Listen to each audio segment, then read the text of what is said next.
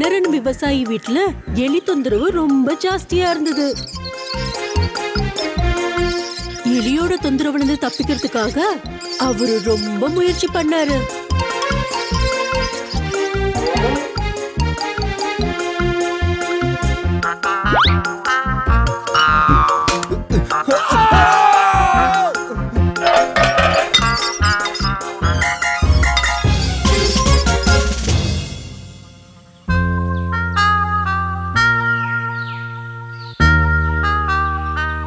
அதுக்கப்புறம் அவரு ஒரு பூனையை கொண்டு வந்தாரு.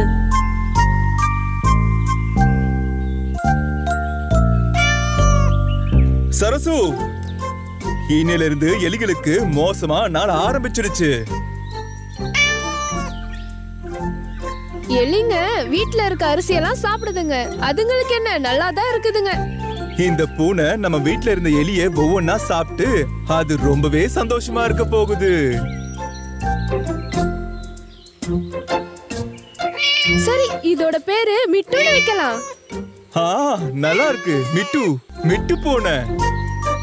மிட்டு, மிட்டு பூனை.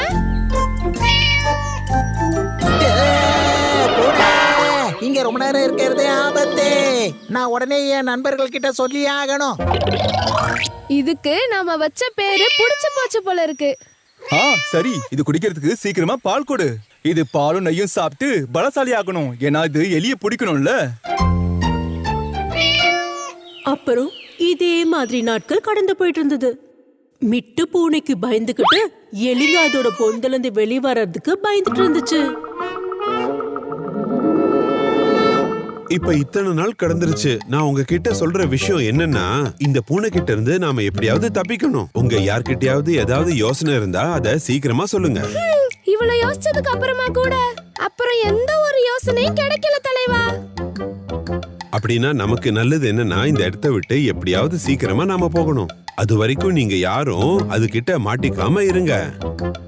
கொஞ்ச நேரத்துக்கு முன்னாடி சமையல் அறையில நான் தேங்காய் துண்டை சாப்பிட்டுக்கிட்டு இருந்தேன். அப்ப திடீர்னு அந்த இடத்துக்கு இந்த பூனை வந்துருச்சு. அதுக்கப்புறம் அது மெதுவா என் கிட்ட வந்துச்சு. நான் தேங்காய் துண்டை சாப்பிட்டுக்கிட்டு இருக்கும் போது அதை பார்த்து நான் பயந்தேன்ல, அப்ப என்னை விட்டுட்டு ஓடிருச்சு. அப்படியா? அது உன்னை எதுவும் பண்ணலையா? இல்ல இல்ல, அது என்கிட்ட இருந்து தான் போச்சு. என்ன பார்க்காத மாதிரியே போயிடுச்சு. ரொம்ப நேரம் யோசிச்சு பார்த்ததுக்கு அப்புறம் கூட ஏன் அப்படி நடந்ததுன்னு தெரியவே இல்ல. அது ஏன்னு நான் சொல்றேன். வீட்டு முதலாளி கொடுத்த பால், முட்டை, மீன் எல்லாத்தையும் சாப்பிட்டு அந்த பூனை ரொம்பவே குண்டாயிருச்சுன்னு நினைக்கிறேன். அநேகமா அது நம்ம எல்லாரையும் ஒன்னா சேர்த்து சாப்பிடணும்னு நினைக்குது போல இருக்கு. நண்பா நண்பா நண்பா, ஷோ, சத்தம் போடாம என்ன விஷயம்னு முதல்ல சொல்லுங்க. நம்ம குஞ்சன் எலி அப்புறம் அந்த குண்டான பூனை அந்த இடத்துல நம்ம குஞ்சனா? வாங்க போய் பார்க்கலாம்.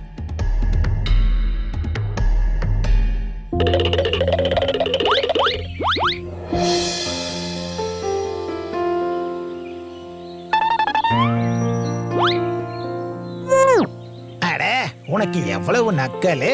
ஆமா, நீ யாரு? உன்னோட பேர் என்ன தம்பி? என் பேரு குஞ்சன். உன்னோட பேரு என்ன? நான் மிட்டு. எல்லாரும் என்ன மிட்டு பூனைன்னு கூப்பிடுவாங்க. நீ என்ன அந்த எலிக்கு நண்பனா? அந்த எலிய கொன்னுடு.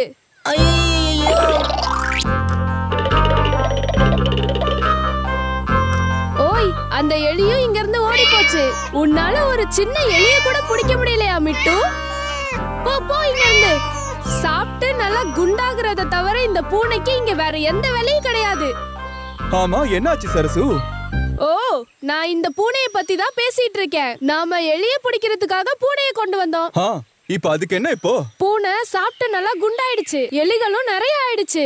அப்படி ஏதாவது ஒரு எலி இந்த பூனை கிட்ட வந்தா அதுவும் கண்டுக்க மாட்டேங்குது. இப்ப நம்ம என்ன பண்றது?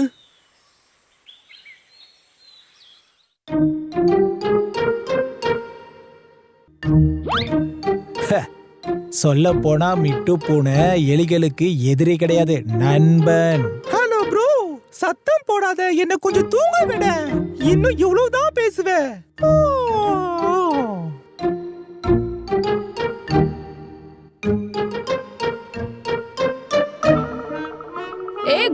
பூனை, இது உன் கண்ணுக்கு தெரியவே இல்லையா?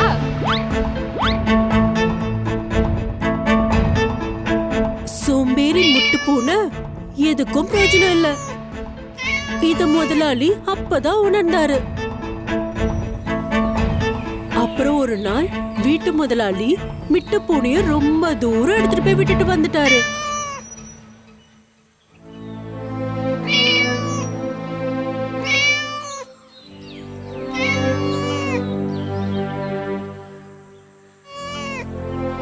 நான் இந்த எலிகளால ரொம்ப நொந்து போயிட்டேன். நாம ஒரு பூனையை கொண்டு வந்தா அது எதுக்குமே லாய்க்கு இல்ல. யாரோ சொன்னாங்க இந்த எலியை ஒழிக்கிறதுக்கு வீடே எரிக்கணும்னு. நாமளும் ஏதாவது இப்ப செஞ்சாகணும்.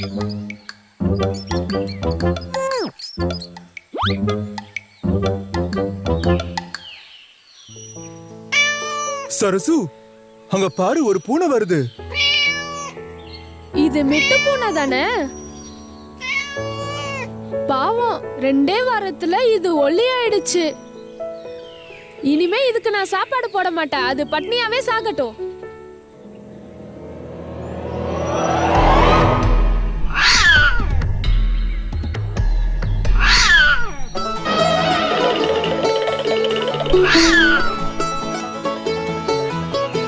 இது பசியா இருக்கும்போது தனக்குன்னு ஒரு இரையை கண்டுபிடிச்சு சாப்பிட கத்துக்குச்சு.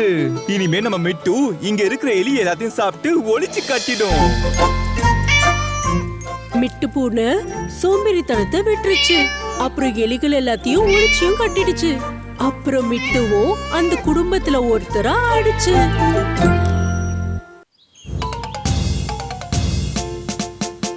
முன்னொரு காலத்தில் ஓர் இடத்தில் வீரசூர பராக்கிரமம் உள்ள ஒரு பூனை இருந்தது. அங்கு இருந்த எலிகளை வேட்டையாடிதான் அந்த பூனை வாழ்ந்து கொண்டு இருந்தது.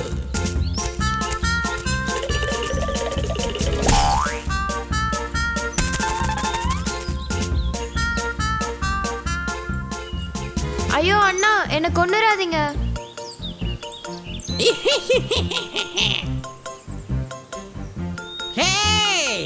இல்ல இல்ல இல்ல, நான் உன்னை கொல்ல போறது இல்ல. உன்னை நான் உயிரோட அப்படியே முழுங்க போறேன்.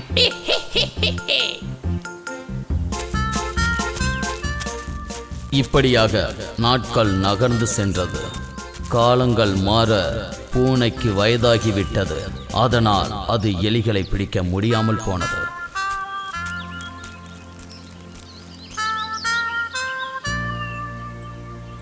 இப்படியே போச்சுன்னா நான் பட்னி கிடந்து அவுட் ஆயிடுவோம் போல இருக்கே. அந்த எலிகளை பிடிக்க ஏதாவது தில்லாலங்கடி வேலை பண்ணணும் போல இருக்கே. யோசனை வந்துடுச்சு.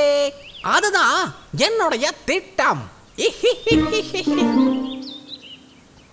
இவ்வாறாக அந்த பூனை ஒரு சன்னியாசி போன்று வேடமணிந்து எலி வலையின் பக்கம் இருக்கிற பாறை மீது அமர்ந்து தியானம் செய்வது போல் நடித்தது.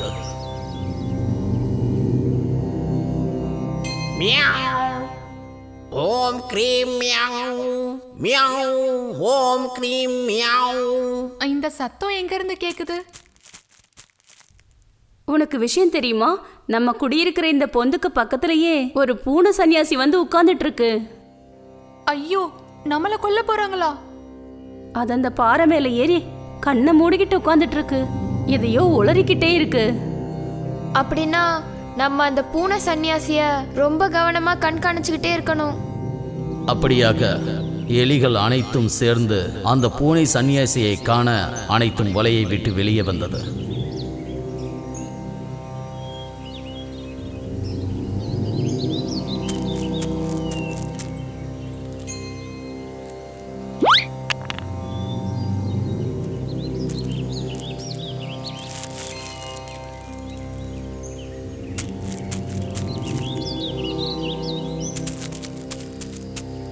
நான் அந்த பூனை சன்னியாசி இருந்த பக்கமா நடந்து போனேன். ஆனாலும் அவ என்னை பிடிக்கவே இல்லை.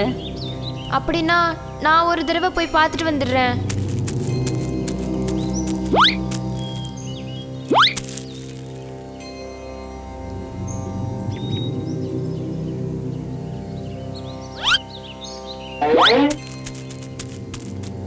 அவன் சொன்னது சரிதான். நான் அது கிட்ட போய் தட்டி பார்த்தேன். நானும் அதை கவனிச்சேன். பூனை சன்னியாசி, இனி நம்மள அது அட்டாக் பண்ணாது.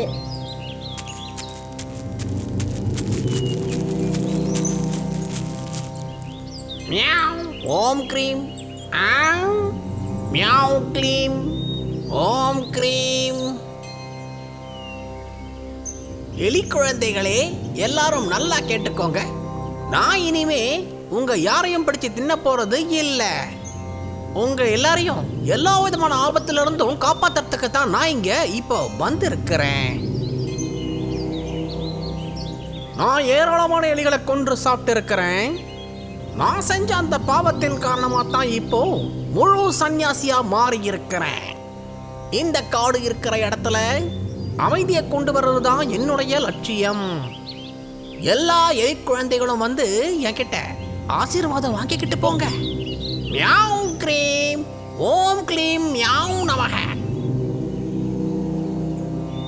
இப்படியாக எல்லா எலிகளும் பூனை சந்நியாசியிடம் ஆசீர்வாதம் வாங்கி கொண்டிருந்தது.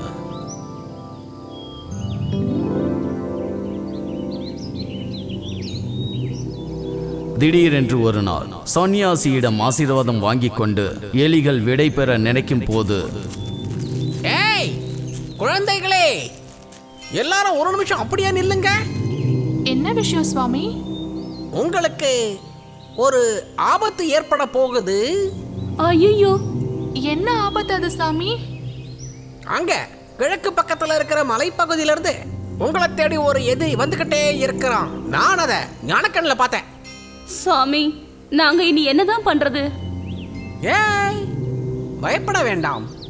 நாம ஆபத்து இல்லாம இருக்கிறதுக்கு ஒரு பூனை நடத்திடலாம். என்ன பூனையா? அது இல்ல பூஜை பூஜை. அதுக்காக நீங்க ஒவ்வொருத்தரா என்னுடைய ஆசிரமத்திற்குள்ள வரணும். முக்கியமான விஷயம், நீங்க யாருக்கும் பயப்படாம இந்த காட்டுக்குள்ள சந்தோஷமா தெரியலாம். நான் சொல்றது உங்களுக்கு புரியுதா? சுவாமி, நிஜமாவே உங்களுக்கு ரொம்ப பெரிய மனசு சுவாமி. நாங்க ஒவ்வொருத்தரா உங்க ஆசிரமத்துக்கு வந்து சேர்ந்துடுறோம்.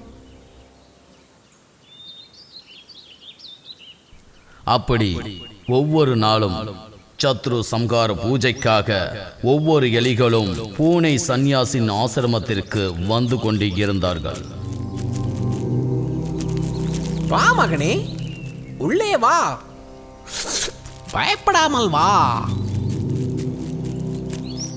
பிறகு பூனை சந்நியாசியின் ஆசிரமத்திற்கு சென்ற எலிகள் திரும்பி வரவே இல்லை. திரும்ப வராததினால் சில எலிகளுக்கு சந்தேகம் ஏற்பட்டது. பூஜைக்கு போன நண்பர்கள் யாரையுமே அந்த முனிவர் ஏன் திரும்பி அனுப்பாம இருக்காரு? ஒருவேளை இந்த பூஜைகள்லாம் முடிஞ்சிருக்காதோ? நாம அந்த சுவாமிஜியோட ஆசிரமம் வரைக்கும் போயிட்டு வரலாமா? அதனால் எலிகளின் கூட்டத்தில் சில பேர் பூனை சந்நியாசியை காண முடிவு செய்தார்கள். மியாவ் க்ரீம் ஓம் க்ளீம் மியாவ் மியாவ் மியாவ் மியாவ் ஓம் க்ரீம் மியாவ். சுவாமிஜி, உங்ககிட்ட பூஜைக்கு வந்தவங்க யாரும் திரும்ப எங்க கிட்ட வரவே இல்லை. ஆசிரமத்துக்கு வந்தவங்க எல்லாரும் ஆழ்ந்த பூஜையில இப்ப ஈடுபட்டு இருக்கிறாங்க. அவங்க எல்லாரும் கூடிய சீக்கிரம் வந்துடுவாங்க. உங்களுக்கு பயமே வேண்டாம்.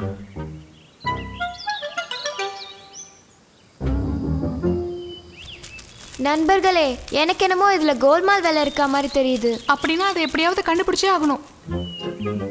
அப்பொழுது 3 எலிகளும் ஒன்றாக சேர்ந்து பூனையின் ஆசிரமத்திற்கு சுரங்கப்பாதை தோண்டின.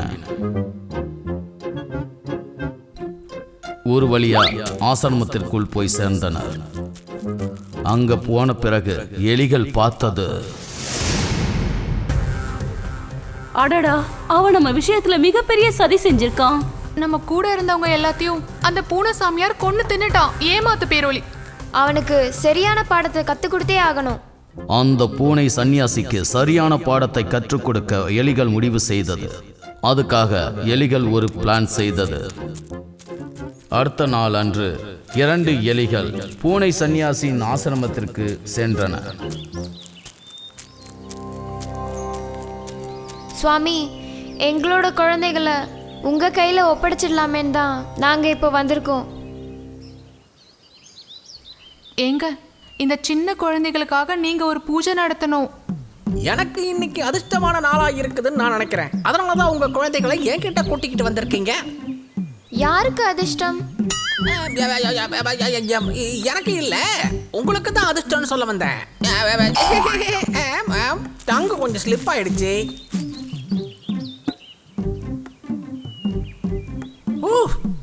பெரிய சத்துரு தோஷமா இருக்குதே. நான் போய் அந்த தோஷத்துக்கு ஒரு முடிவு கட்டிட்டு வந்துடுறேன்.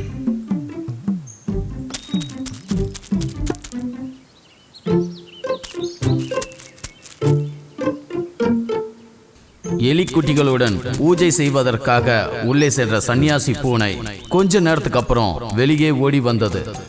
சுவாமிஜி, என்ன ஆச்சு? சத்ரு தோஷம் முடிவுக்கு வந்துருச்சா?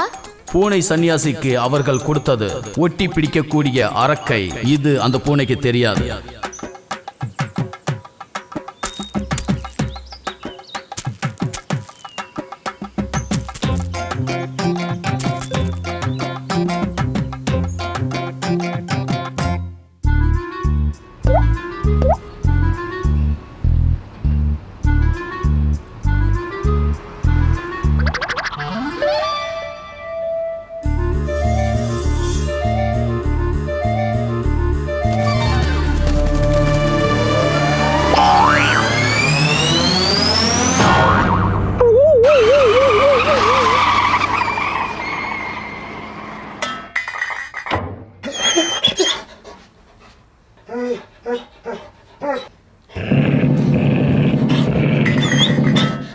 இது வெளில வரவே மாட்டேங்குதே.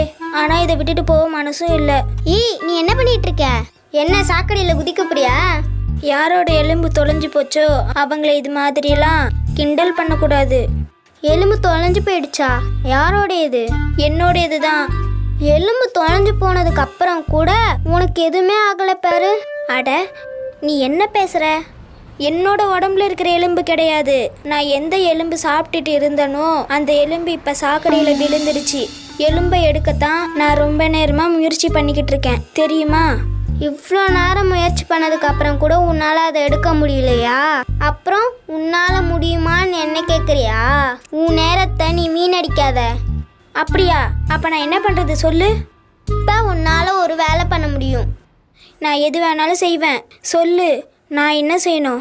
இந்த எலும்பை பற்றி நீ மறந்து போயிடு. ஓ, அது எலும்பாச்சே, அதை என்னால் மறக்கவும் முடியாது. முடிஞ்சு போன விஷயத்தை பற்றி கவலைப்படாம இருக்கிறது தான் நல்லது.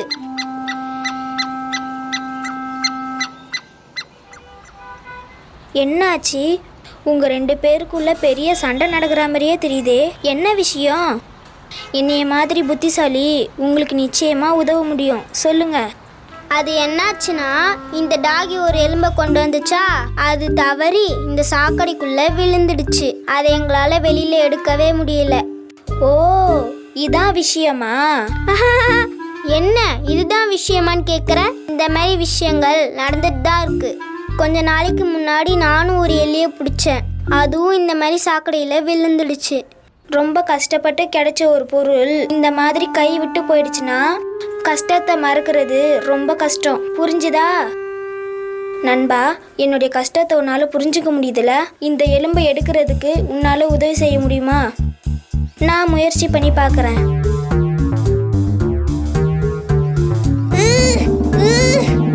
ஓஹோ, இது வெளியே வர மாட்டேங்குதே. எனக்கு தான் முன்னாடியே தெரியுமே, இதெல்லாம் நடக்காத காரியம், வீண் வேலை. அதனால தான் நான் இதுக்கு முயற்சியே பண்ணல. நீ ரொம்ப பாவம்பா. இந்த எலும்பை என்னால் எடுக்கவே முடியல. நீயும் இந்த எலும்புக்காக உன் நேரத்தை வீணடிக்காத. இந்த எலும்பை விட்டுட்டு போகிறதுக்கு எனக்கு மனசே வர மாட்டேங்குது. ஹோ, உன்கிட்ட பேசி எந்த பிரயோஜனமும் கிடையாது. நீ புத்திசாலி கிடையாது, அதுதான் காரணமே.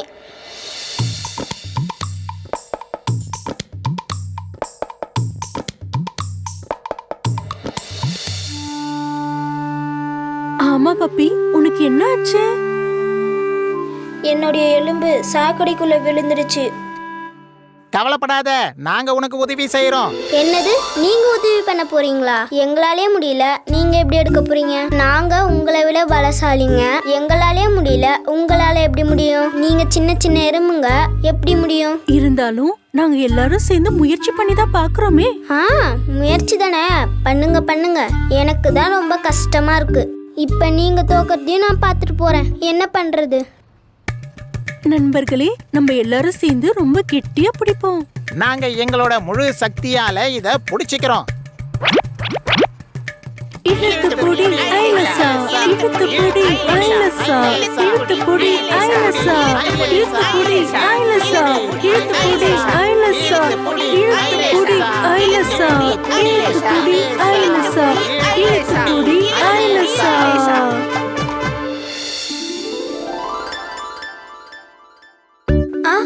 ஆஹா, நண்பர்களே, உங்களுடைய இந்த உதவியை நான் மறக்கவே மாட்டேன். ஓ, என்னால் இதை நம்பவே முடியல தெரியுமா? இந்த எறும்புங்களாம் சேர்ந்து கலக்கிட்டாங்க. நண்பர்களே, அப்படி நீங்களும் எங்களை மாதிரி ஒன்னா சேர்ந்து முயற்சி பண்ணிருந்தீங்கன்னா இந்த எலும்பு ரொம்ப சுலபமா வெளியெடுத்திருக்கலாம். நீங்க ஏன் தோல்வி அடைஞ்சீங்கன்னா நீங்க ஒவ்வொருத்தரும் தனித்தனியா முயற்சி பண்ணீங்க. நீ ரொம்ப சரியா சொன்ன. ஒன்னா சேர்ந்து வேலை பார்த்தோம்னா அதுக்கான பலன் நிச்சயமா கிடைக்கும். புரியுதா?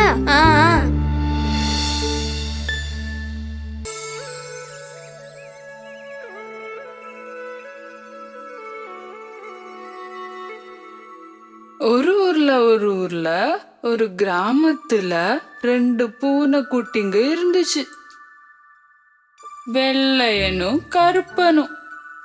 அவங்க 2 பேரும் பெரிய குறும்புக்காரங்களா இருந்தாங்க. எல்லா வீட்லயும் போய் திருடி சாப்பிடுறதுதான் அவங்களோட வேலை. அப்படி ஒரு நாள் வெள்ளையனும் கருப்பனும் ஒரு வீட்டுக்கு திருடி சாப்பிட போனாங்க.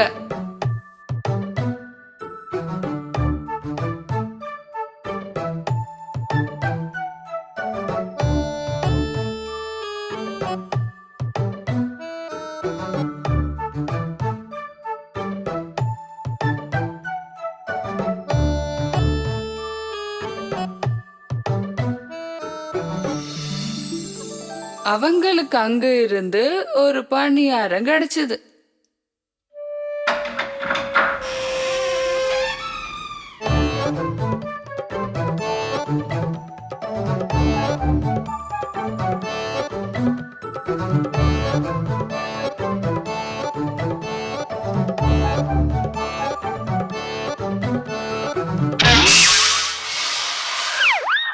கிடைச்ச பணியாரம் எடுத்து வெளுப்பனும் கருப்பனும் வெளியே ஓடினாங்க.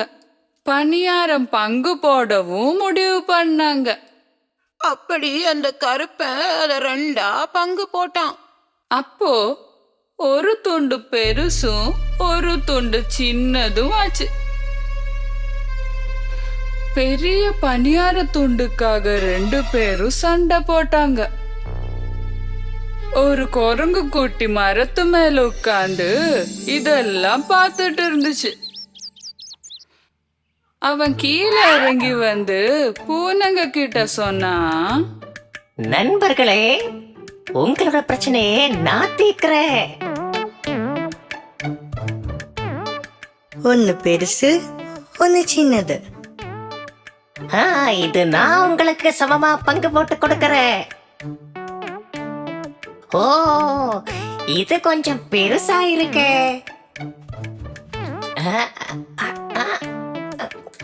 இந்த புடிங்க.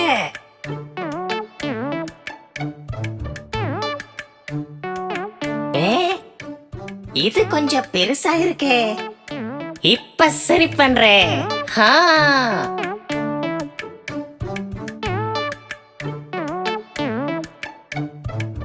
இப்போ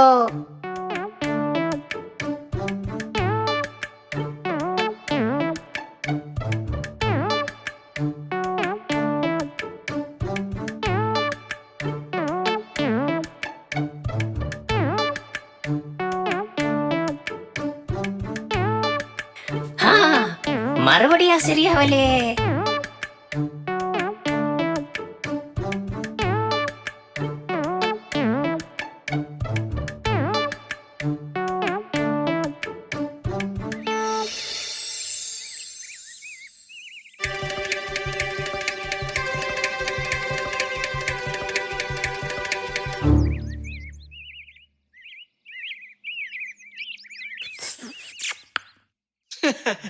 அப்படி குரங்கு அவங்கள ஏமாத்தி அத முழுவதும் சாப்பிட்டான். அப்புறம் பக்கத்துல உள்ள மரத்துல ஏறி உட்கார்ந்தான். ஏமாந்த பூனை குட்டிங்க தலைய தொங்க போட்டு போனாங்க.